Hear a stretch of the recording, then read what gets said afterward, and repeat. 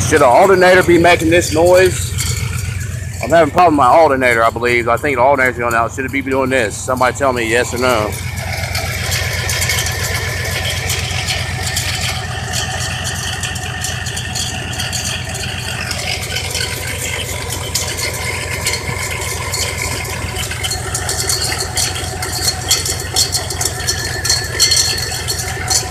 That shouldn't be doing that, should it?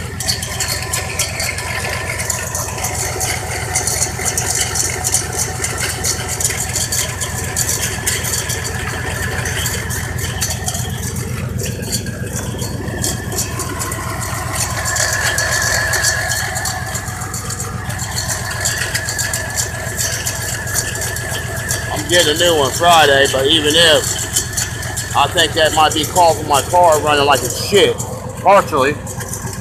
Alright, let me know if you guys think that could be a problem.